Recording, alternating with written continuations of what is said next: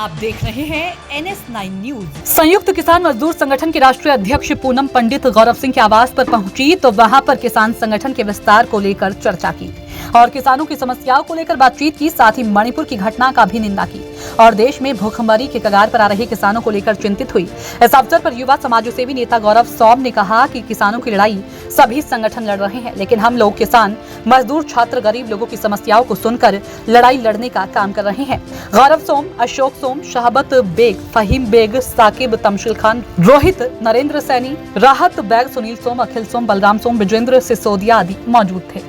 मेरठ की धरती पर आज बात करें तो थाना दोराड़ा क्षेत्र के सकोती पीरपुर, जहां पर किसान संगठन से जुड़ी हुई एक मीटिंग का आयोजन किया जा रहा है, जिसमें पश्चिम उत्तर प्रदेश सहित अगर उत्तर प्रदेश की राजनीति की बात करें तो एक चहेता नाम उभर कर आता है पूनम पंडित जी का, जो आज हमारे बीच में आप देख सकते हैं। सभी एक किसान संगठन के लोग यहाँ पर मौजूद है, उनके बीच में एक मौजूदगी उपस्थिति दर्ज कराती है और बात करते हैं किसान संगठन की। मैडम, स्वागत है आपका। क्षेत्र में आप आए हो, क्या उद्देश्य और किस तरह की आज ये मीटिंग का आयोजन? धन्यवाद करती हूँ आपका।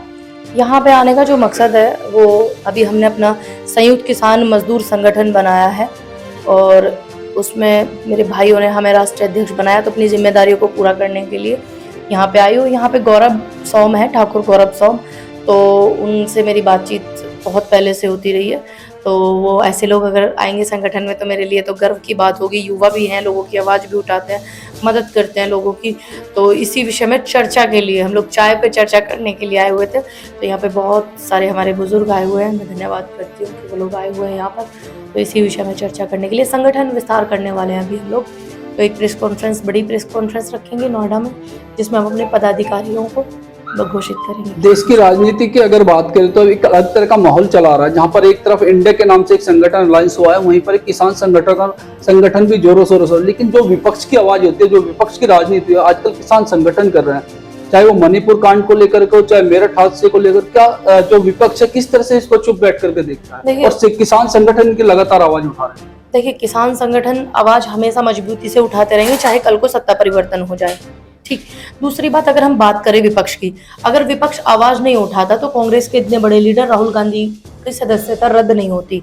अगर विपक्ष आवाज नहीं उठाता तो संजय जी जो है, संजय सिंह सांसद आम आदमी पार्टी से, उनकी एक दिन के लिए सदस्यता रद्द हो गई। आज वो धरने पे बैठे हुए हैं मणिपुर की आवाज को लेकर के, जिसमें विपक्ष के जितने भी सांसद हैं, हमारे सारे के सारे इस देश के हमारे जितने भी विपक्ष के सांसद हैं, वो पूरा सुबह से लेकर शाम तक बैठते हैं धरने पर बाहर, क्योंकि अंदर ये नहीं चलने देते, सदन को नहीं चलने देते, लोकसभा में स्पीकर ऑफ कर देते हैं, माइक बंद कर देते हैं। अगर वो हमारी और जनता की आवाज नहीं उठाते तो शायद मुझे नहीं लगता वो धरने पर बैठते। पूनम पंडित एक निशानेबाज भी रही है, लेकिन निशानेबाजी छोड़ के सरकार के तौर पर विपक्ष होने के बावजूद भी सरकार पर सटीक निशाने लगा रहे, क्या वजह इसके? प्रधानमंत्री हमेशा अक्सर उनके निशाने पर रहते हैं। देखिए, इस देश में आज प्रधानमंत्री भारतीय जनता पार्टी ने दिए हैं। अगर कल को इस देश में प्रधानमंत्री इंडिया देती है, अगर उनकी नीति गलत होंगी तो वो तब भी हमारे निशाने पे रहेंगे, तब भी हम अपनी बातों से उनको घेरेंगे। क्योंकि जब संसद चुप हो जाती है या आवाज नहीं निकलती या हमारे देश के प्रधान सेवक नहीं बोलते हैं, तो हम जैसी बेटियों को बोलना चाहिए। अगर हम जैसी बेटी नहीं बोलेंगी तो आज मणिपुर की आवाज सबसे ज्यादा किसने उठाई है? इस देश के अंदर आप निकालिए, सबसे ज्यादा आवाज महिलाओं ने उठाई है और पुरुष प्रधान देश है, हमारे पुरुष भाइयों ने भी उठाई है। लेकिन सबसे ज्यादा अगर उठाने की बात करूं, नारी जाति को ही नंगा किया गया सड़क पर, नारी जाति का ही अपमान किया गया। एक फूलन देवी थी जिसका अपमान किया था, कितना कहर ढाया था उस दौरान भी, लेकिन फूलन देवी के और ये आपका निर्भया जैसे कांड, मनीषा बाल्मीकि जैसे कांड, औरैया जैसे कांड, मेरठ की किठौर वाली बेटी जैसे कांड जो है, इतनी चीजें होने के बावजूद भी ये चीजें थम नहीं रही हैं। तो क्यों ऐसा?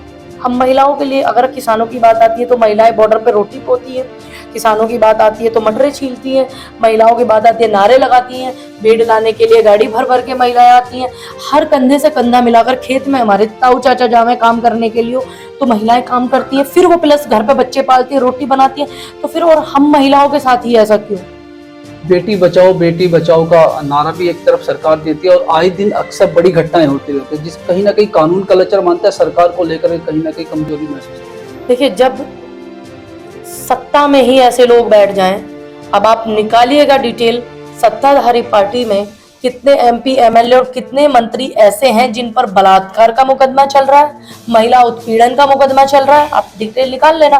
तो जब वो सारे वहां बैठे हो तो महिलाओं को इंसाफ कैसे मिल सकता है? महिलाओं को इंसाफ नहीं मिलेगा। क्यों नहीं बलात्कार पर बिल पास किया जाता? क्यों नहीं बलात्कार के मुद्दे पर बात की जाती? क्यों नहीं उन बेटियों के सिर पर हाथ रखा जाता जिन बेटियों को नंगा घुमाया जाता? और फिर अगर हम जैसे लोग उनको गले लगाने जाते हैं, उनकी तकलीफ को समझते हैं, उनसे मिलने के लिए जाते हैं, तो हम जैसे लोगों को भी रोका जाता है। ऐसा क्यों?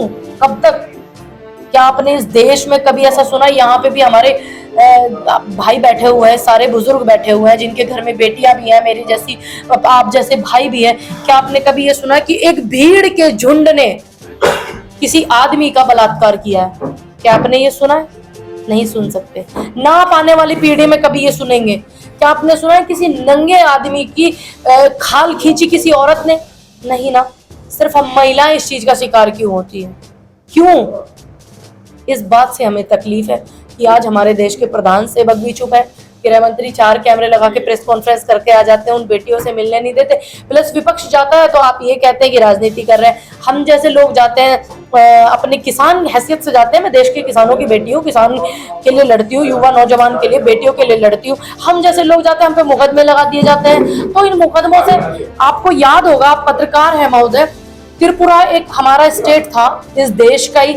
जब वहां ऐसी चीजें हुई थी, वहां सरकार भाजपा की थी, जब वहां ऐसी चीजें हुई 102 लोगों पर मुकदमे लगाए थे यूएपीए के, याद होगा आपको। और आज भी मणिपुर क्यों लगाए थे? क्योंकि वो त्रिपुरा के लोगों की तकलीफ को दिखा रहे थे, इसलिए यूएपीए लगा दिया था। आज मौजूदा मणिपुर के ये हालात हैं और मणिपुर की बात कर रहे हैं पूरे देश का। मुझे नहीं लगता इस देश में ऐसा कोई भी व्यक्ति बचा होगा, सिर्फ गिद्ध और भेड़ियों को छोड़ करके, जो मणिपुर की बेटियों की आवाज नहीं उठा रहा होगा। एक एक बेटी देश की, मणिपुर की बेटियों के इंसाफ की गुहार लगा रही है। अब लगाइए आप देश में यूएपीए, लगाइए पूरे हिंदुस्तान के नागरिकों पर यूएपीए। सभी पत्रकार उन बेटियों के लिए इंसाफ मांग रहे हैं, सभी एक्टिविस्ट मांग रहे हैं, विपक्ष के लोग मांग रहे हैं, यहाँ तक कि सत्ताधारी पार्टी में जिन महिलाओं का, जिन भाइयों का जमीर जिंदा है, वो भी कह रहे हैं कि बहुत गलत हुआ है, इस्तीफा होना चाहिए, इस्तीफे की मांग कर रहे हैं। लेकिन सिर्फ एक हमारी सरकार है जो एन वीरेन का इस्तीफा नहीं करवाती। तो इस बात से हमें तकलीफ है। अभी यूसीसी को लेकर भी है, हमारे पश्चिम उत्तर प्रदेश के एक मंत्री कावड़ भी लेकर आए, लोगों को जागरूक भी कर रहे हैं, और यूसीसी के लिए गृह मंत्री भी दबाव बन रहे हैं। किस तरह का यूसीसी कानून है, क्या इसका असर देखिए, यूसीसी कानून का मतलब 2 शादियां, 4 शादियां, आप कोर्ट के हिसाब से शादियां, ये सब चीजें उसमें आ जाती हैं। अब मैं आपसे ही पूछूंगी पत्रकार महोदय कि पहले संविधान था या फिर कोई भी मजहब, या वो लगा लीजिए, संविधान को हमने अपनाया, संविधान को हम मानते हैं। आज आप मुझसे कहने लग जाएं कि नहीं, आप अपनी शादी जो है संविधान के तहत कीजिए, कोर्ट मैरिज, कोर्ट में जाकर के, अगर आप ये कहने लग जाए तो मुझे कैसा लगेगा?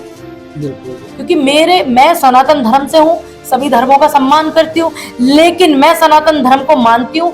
मेरे परिवार में जैसे मेरी माँ ने, उनकी माँ ने सनातन धर्म संस्कृति को अपनाया, सनातन धर्म संस्कृति उनकी है, हमारे बुजुर्गों की, हमारे पीढ़ियों की, जब से हमने जन्म लिया, हमारे पूरे खानदान का जब से धरती पर वो आना हुआ, सनातन संस्कृति के लोग हम हैं। तो हम क्यों कर मानेंगे बात? हम तो अपने सनातन संस्कृति के हिसाब से शादी करेंगे। 2024 ये अलग बात है, ये प्रावधान अगर बनता है, पहले सनातन संस्कृति के हिसाब से करेंगे शादी, फिर बाद में कोर्ट के हिसाब से करेंगे। लेकिन अब ऐसा थोड़ी ना कि हम सनातन को भूल जाएंगे, या कोई भी व्यक्ति अपने मजहब के हिसाब से शादी नहीं करेगा, ऐसा थोड़ी ना है। 2024 लोकसभा चुनाव भी आने वाला है। पश्चिम उत्तर प्रदेश की राजनीति में एक अलग सा भूचाल सा मचा हुआ। अभी कई लोग भाजपा की सदस्यता लेने का, सुनने में आ रहा है कि जयंत चौधरी भी भाजपा के कहीं ना कहीं टच में है। क्या सत्य है? अगर जयंत चौधरी बीजेपी में जाते तो क्या प्रभाव पड़ेगा? देखिए, मुझे इस विषय में जानकारी नहीं है कि ये सत्य है।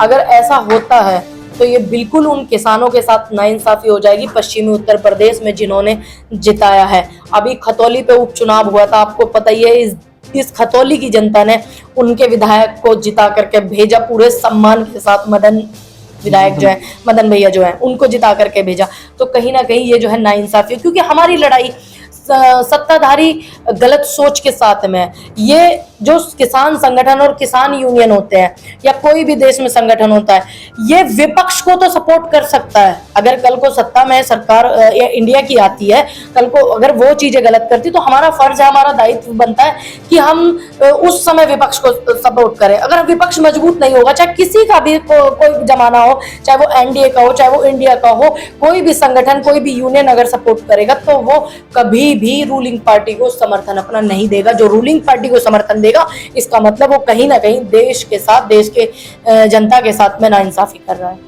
पुलवामा हमले को लेकर के सतपाल मलिक पूर्व राज्यपाल ने आवाज उठाई थी और पुलवामा हमले को गलत बताया था। अगले दिन या 2 दिन बाद ईडी का छापा उनके यहाँ पड़ा। इस तरह से राजनीतिक आवाज को या सही आवाज को अगर उठाया जाता, दबा ईडी के जरिए दबाया जाता, क्या सरकार करेगी? देखिए, संयुक्त किसान मजदूर संगठन की जब प्रेस कॉन्फ्रेंस हुई थी 24 तारीख को प्रेस क्लब ऑफ इंडिया में, मेरा जो सौभाग्य है कि हमारे संगठन का उद्घाटन ही पूर्व राज्यपाल सत्यपाल मलिक जी जो हैं वही आए थे और वही प्रेस कॉन्फ्रेंस करके गए थे। तो ये मुद्दे जब भी उठे थे, आज मणिपुर के मुद्दे पर जब सीजीआई ने लताड़ लगाई, चंद्रचूड़ जी ने, डीवाई चंद्रचूड़ जी ने, तो तब जाकर के सिर्फ 36 सेकंड प्रधानमंत्री जी बोले।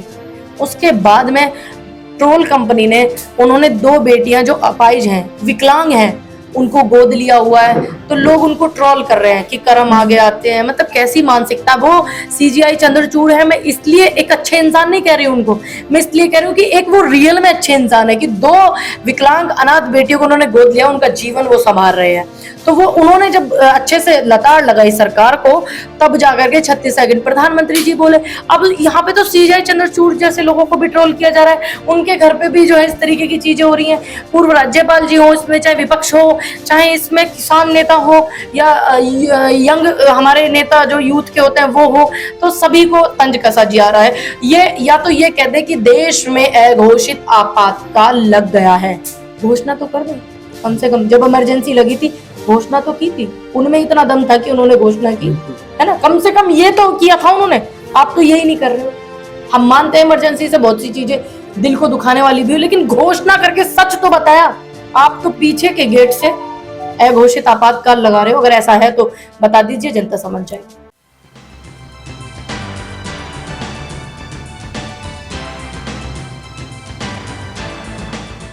आप देख रहे हैं NS9 न्यूज।